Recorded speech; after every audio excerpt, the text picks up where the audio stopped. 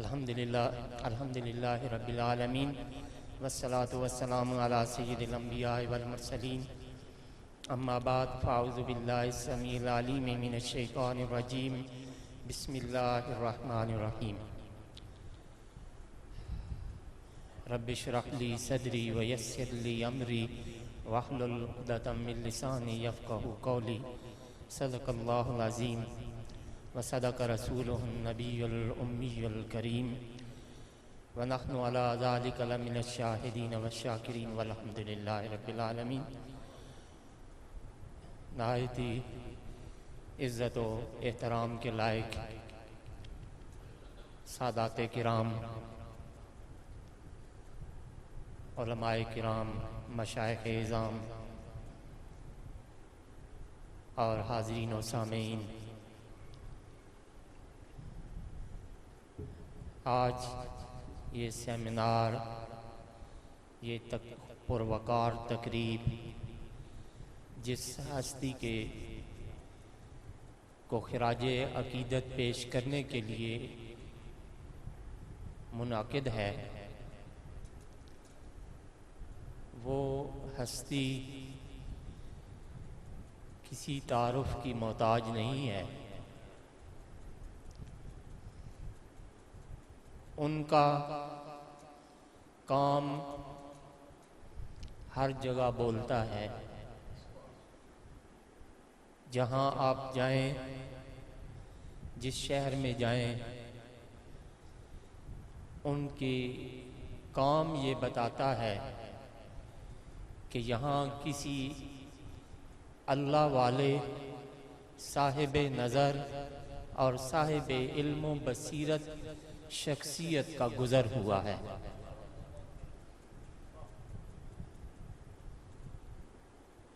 اگر دیکھا جائے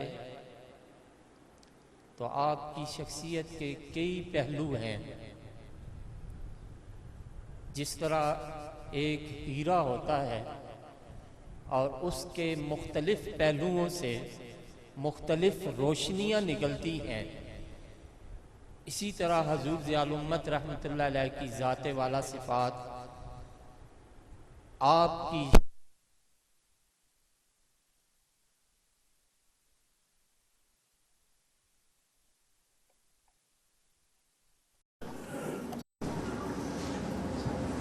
وہ لوگ جنہوں نے حضور ضیاء الامت کی یاد کر کے امت مسلمہ کو عطا کیا، اس حوالے سے ہمارے استاد گرامی، استاد العلماء علامہ پروفیسر بابر حسین بابر صاحب نے بڑے خوبصورت انداز میں گفتگو فرمائی اور اس پہلو کو اجاگر کیا۔ اسی طرح قبلہ پیرزادہ مشتاق احمد شاہ صاحب الازہری دامت برکاتہم القدسیہ، آپ نے حضور ضیاء الامت رحمۃ اللہ علیہ کی دینی علمی خدمات کو اجاگر فرمایا۔ تو برادران اسلام، حضور ضیاء الامت رحمۃ اللہ علیہ کی جس بھی جہت کو لیا جائے وہ بے مثال اور باکمال ہے۔ اللہ تعالیٰ نے آپ کو وہ درد دل عطا فرمایا جس نے امت کے بیڑے کو پار کر دیا، جنہوں نے وقت کی نبض پر ہاتھ رکھا اور جو امت کا مسئلہ تھا، جو امت کا جو ہے وہ پریشانی تھی، اس کا مداوع فرما دیا۔ علمی حوالے سے اہل سنت کے مدارس بہت پیچھے تھے، اسی طرح علمی حوالے سے تفسیر اور سیرت کا میدان خالی تھا، اسی طرح انکار سنت کا جو فتنہ تھا اس کا بہترین رد آپ نے سنت خیر الانام کی شکل میں پیش فرمایا، جس کا لکھنے والا جس نے یہ فتنہ پیدا کیا تھا، اس نے کہا، اس نے جب یہ سنت خیر الانام کتاب پڑھی غلام احمد پرویز نے، تو اس نے کہا کہ اگر کسی نے سمجھ کر میرا جواب دیا ہے تو وہ یہ شخصیت ہے۔ اسی طرح قبلہ شاہ صاحب حضور ضیاء الامت رحمۃ اللہ علیہ کے قادیانیت کے رد اور ان کے منہ توڑ جواب جو ہے وہ عطا فرمایا۔ جنیوا میں جب آپ تشریف لے گئے تو وہاں آپ کی زبان سے میں نے خود یہ واقعہ سنا ہے۔ آپ فرماتے ہیں کہ 4 دن 5 دن جتنے عرصہ انہوں نے دلائل دیے مرزائیوں نے کہ ہم مسلمان ہیں، ہم یہ بھی کرتے ہیں، ہم وہ بھی کرتے ہیں، ہم کلمہ بھی وہی پڑھتے ہیں اور عبادات بھی کوئی وہی پڑھتے ہیں، قرآن بھی وہی پڑھتے ہیں، تو پھر یہ ہمیں مسلمان کیوں نہیں مانتے؟ تو اس وقت حضور ضیاء الامت رحمۃ اللہ علیہ کہ جب حکومت پاکستان کی اس جواب دینے کا وقت آیا تو اس وقت حضور ضیاء الامت رحمۃ اللہ علیہ نے ججز کو یہ مخاطب کیا۔ آپ نے فرمایا کہ میں بھی جج ہوں، پاکستان کی ایک موقر اور معزز عدالت کا جج ہوں، اور مجھے پتہ ہے کہ جو دلائل ہوتے ہیں ان میں سے وزنی دلائل کون سے ہوتے ہیں، اس پہ جو ہے وہ فوکس کیا جاتا ہے۔ تو میں بھی، آپ نے فرمایا کہ میں نے بھی ان ججز کو کہا کہ آپ مجھے وہ دلائل بتائیں کہ جو دلائل آپ کو جو ہے وہ صحیح لگے ہیں اور جو آپ کو بھاری دلائل لگے ہیں، تاکہ میں جو ٹو دا پوائنٹ جواب ہے وہ آپ کو دیا جائے، تاکہ میں عدالت کا وقت ضائع نہ کروں۔ تو انہوں نے کہا کہ آپ نے بہت اچھی بات کی،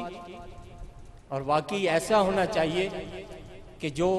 قابل سماعت، قابل جواب دلائل ہوں ان پر گفتگو اور فوکس کرنا چاہیے۔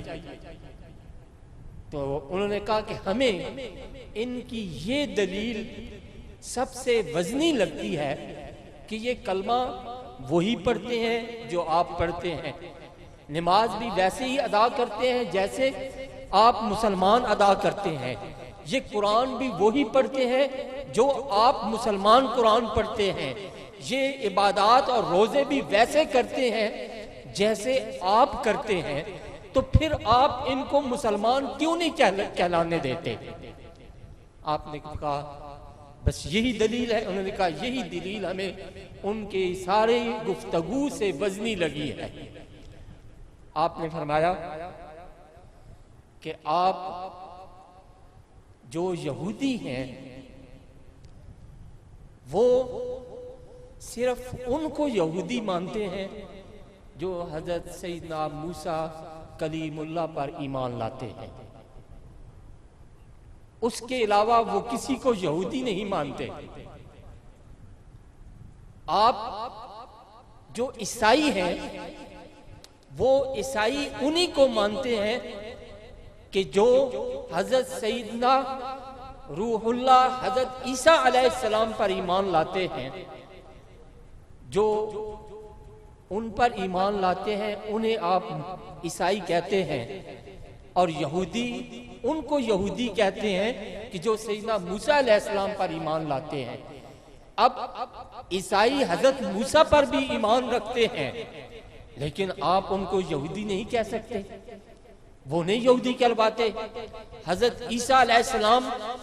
پر ایمان لانے والے جو ہے وہ عیسائی کہلواتے ہیں۔ ہم مسلمان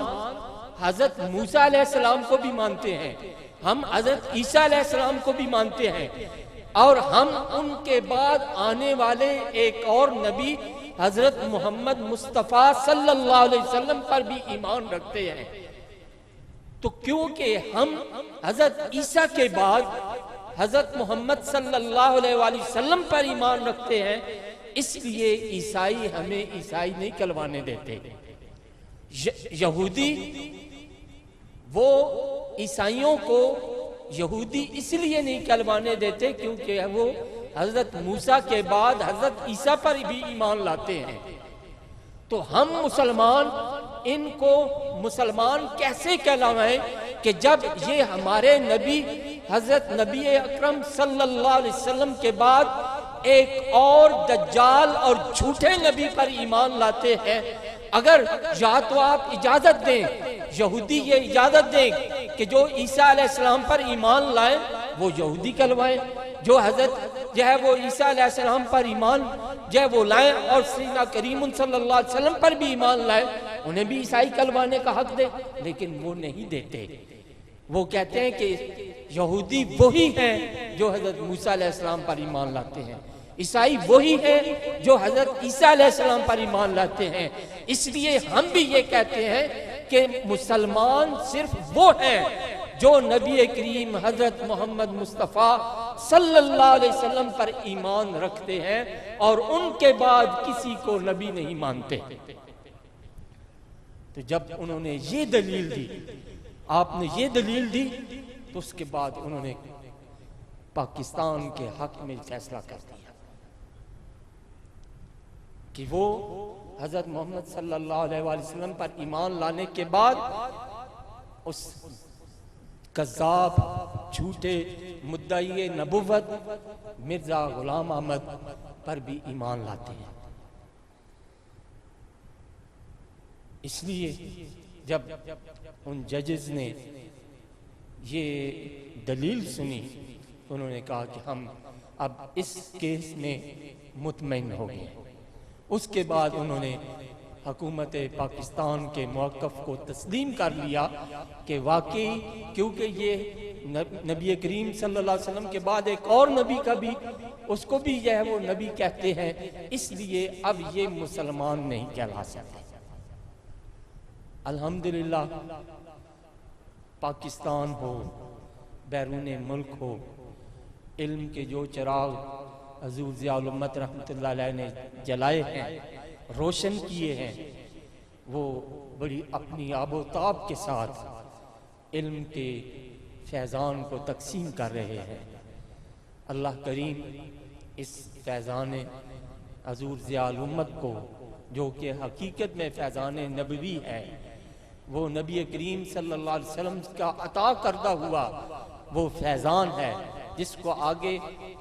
حضور ضیاء الامت رحمۃ اللہ علیہ اور ان کی جو ہے سجادہ نشین آستانہ عالیہ بحیرہ شریف اس کو تقسیم کر رہے ہیں۔ اللہ کریم یہ آستانہ پاک ہمیشہ سلامت رکھے۔ اللہ کریم آپ علماء کرام کو وہ عزتیں اور شان عطا فرمائے کہ آپ اس دنیا میں بھی سرخرو ہوں، اور جب حضور ضیاء الامت رحمۃ اللہ علیہ کے ساتھ ملاقات ہو، آپ کے ساتھ سامنا ہو، اللہ کریم اس وقت بھی ہمیں جو ہے وہ سرخرو رکھے۔ میں سمع خراشی پر معذرت خواہ ہوں۔ اللہ کریم آپ کے یہاں آنے کو، یہاں حاضری کو اپنی بارگاہ میں، اپنے حبیب صلی اللہ علیہ وسلم کی بارگاہ میں منظور و مقبول فرمائے، اور اس ملک پاکستان میں جو فیضان حضور ضیاء الامت ہے، اللہ کریم اس کو یہاں بھی اور بیرون ممالک میں بھی جاری ساری فرمائے۔ وآخر دعوانا ان الحمدللہ رب العالمین۔